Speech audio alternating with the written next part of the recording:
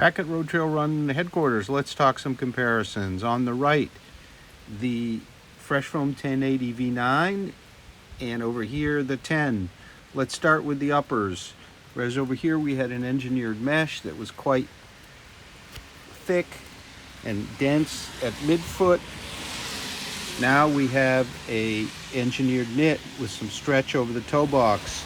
That translated to a little bit comfortable fit when I tried them on side by side. A little more room for the toes to stretch. Of course, we have a different heel treatment. I found the heel hold here with this new higher swept up collar slightly superior to the V9, which is just a touch loose and slippery.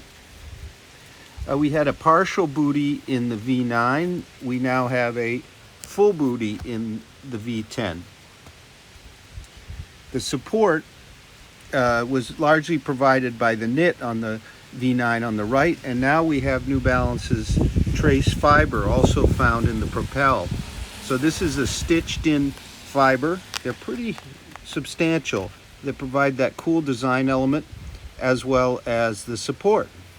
Now, underfoot, and this translated very much so in the ride of the two shoes, you can see that we have very few flex grooves in the V9. It was definitely better than the V8, whereas over here we have a really nicely decoupled forefoot. That translated into a much smoother toe off than the V9. You'll also see we have a decoupling or crash pad in the heel, whereas over here on the V9 we had absolutely nothing. There's also less outsole coverage, which I'm sure helped with the weight. So overall, the V10 is a much more, I won't say much more, but considerably more flexible and agile shoe than our V9. They both share a fairly firm fresh foam ride. This is not a soft shoe. So my next comparison is going to be to another New Balance, the FuelCell Propel. So let me grab my Propel here. Here's our Propel. Now the Propel has New Balance's FuelCell foam. It is much bouncier. This is a bouncy ride versus a firmer kind of responsive ride. The uppers share some design similarities with a more padded collar here of that high Achilles collar. The upper of the Propel is less structured. It shares some trace fibers, but you can see this is a very, actually quite broad, somewhat broader collar fit. Whereas this is a performance fit in the V10, this is more a comfort fit, although it certainly locks down the foot well. Now underfoot, we have some differences as well. You can see the Propel on the right has a much more substantial decoupling groove, and that translates to increased flexibility. They're definitely stable, not super stable, but you can see how wide the platform is on the Propel. Now there are also some differences in terms of weight here and price. The Propel comes in at a 27 millimeter heel, 21 millimeter forefoot stack, 6 millimeter drop, whereas our V10 comes in at 30 millimeter heel, 22 millimeter forefoot, so that's an 8 millimeter stack. We have a 9.5 ounce or 269 grams for our V10, and we get all the way down to 9 ounces over here, or 255 grams. So the Propel is definitely a lighter shoe. It has plenty of cushioning, but it's of the bouncy kind of more free-form variety, whereas our V10 is kind of a more aggressive, more stable, more responsive feel. Now let's move on to another comparison. Let's look at the ASICS Glideride. In terms of stack, 31 millimeter heel, 26 millimeter forefoot. which compares to our, so that's a 5 millimeter drop, whereas our V10 is 30, about the same heel, 30 millimeters, but a 22 millimeter forefoot, so a thinner forefoot. And you can definitely feel that the Glideride is more cushioned in the forefoot. Its foam is livelier and more dynamic, although it isn't a super bouncy, springy foam. The flight foam and the flight foam Propel here are very different from prior ASICS, any prior ASICS I've ever tried, and make for a very well cushioned dynamic ride.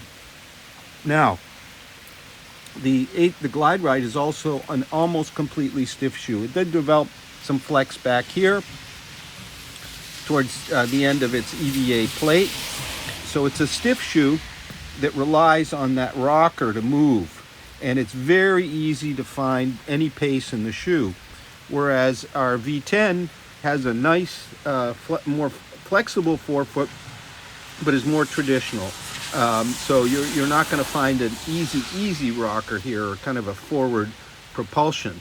But it is certainly easy to run, and of course, as I said, much easier to transition than the V9. So their outsoles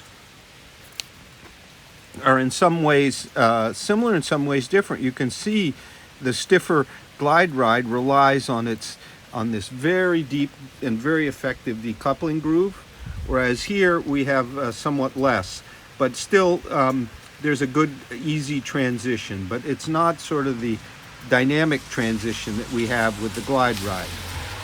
Let's move on to another comparison. This is the Salomon Sonic 3 Balance. It's not out yet. It'll come out in early 2020. It comes in at 10 ounces, so about the same weight, a little bit heavier actually than our 9.5 ounce V10. And while Fresh Foam was kind of an innovative foam a few years ago, it's a bit dated really compared to some of the super foams.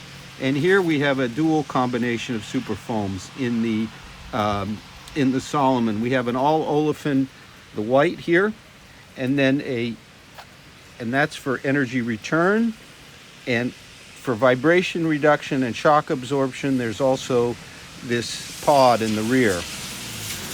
This is the Balance has a much more dynamic ride, I think, with more noticeable energy return. It's not of the springy or bouncy variety than our V10.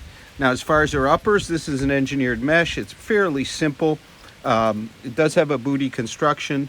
I definitely prefer our V10 upper here, which is really a thing of beauty. So, and underfoot, we obviously have copious amounts of rubber on both. With the Salomon having a big decoupling groove again, and lots of rubber. Same over here on our V10. So you'll get plenty of mileage out of both of these shoes. No issues there. Let's move on to another. Let's see, what should we look at next? How about the Skechers Performance Go Run Ride 8 Hyper? Now, this is an interesting matchup. Our Go Run Ride Hyper is about 9.3 ounces, so it's 0.2 ounces less. It has, I would say, almost considerably more stack, because it has 3 millimeters more at the heel at 33, and it looks like 5 millimeters more at the forefoot, so at 27. So this is a much more cushioned shoe, and the Hyper Burst is very springy. The trade-off is that that big stack makes transitions, especially at pace for me, a little harder in the Skechers than the very easy transitions over here with the New Balance. It's a pretty simple, elegant, engineered mesh upper here. Fits kind of similarly to the New Balance. So it's more a performance trainer fit than an easygoing comfort fit in both of these. So let's move on to another contender in our comparison. Let's take something from memory lane. How about the Pegasus, Nike Zoom Pegasus 35? Okay, now these are obviously two shoes that the V10 is designed to compete with the Pegasus 35 or 36, and it knocks the socks off the Pegasus. The Pegasus is firm, it's stiff. I guess it'll be a good shoe if you do hard workouts, short workouts. Some people love them, but if you want a bit more ease in your harder workouts and you want that responsive ride, because they both do have a responsive ride, I definitely lean towards the V10 here. Now, in terms of weight, the Pegasus is 9.4 ounces or 260 grams, so they weigh about the same. Because our V10 is 9.5 ounces. The stack, now there's a big difference there. We have 28 millimeters at the heel in the Pegasus and only 18 in the forefoot. So we got 4 more millimeters of cushion in the forefoot of the V10. We got more flexibility, so you have a more cushioned, easier transition, especially at slower paces for me. Now underfoot, lots of rubber again. The Pegasus has a deep cavity at the rear. It has a bit of a decoupling groove. Both of them will give you plenty of miles. So one more before we end the video. Let's look at the Brooks Launch 6. Now we're really getting into some classics. Now the Launch 6, well, it sure feels dated, as the Pegasus does here in feel, and although it has a great thin engineered mesh upper, the Launch 6 comes in at 9.4 ounces, so about the same weight. It has a skinny these days 27 millimeter heel, 17 millimeter forefoot versus our 30-20 in the V10. You're going to feel much more of the road here in this guy. It has a responsive ride, yes, similar to the V10, but it's stiff and I find really quite dull in comparison. Its big advantage, only $100, whereas over here for our fancy V10 we're at 150. So that's the Launch 6. Now, a quick summary. For our New Balance Fresh Foam 1080 V10, a great upgrade here by New Balance to this daily trainer that's on the more responsive side. They've improved the flexibility of the shoe. It transitions far more easily even than the V9, which was better than the V8.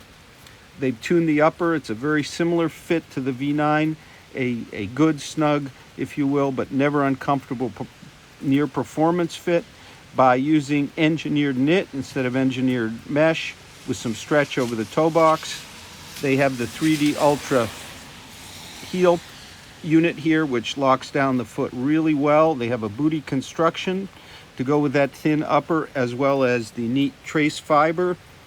They've laser drilled for a bit of deflection and a bit more softness. I'm not sure how much more softness, but a touch more.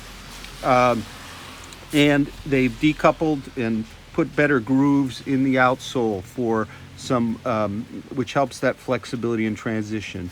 So I would call it a very successful upgrade. It's a shoe that the runner who's looking for a bit more responsive, kind of traditional ride, but with all modern kind of features, will really like. And it'll be on sale in November, $150. So that's the New Balance Fresh Foam 1080 V10. Thank you very much for watching. We'll have a full written review on Road Trail Run real soon. Thank you.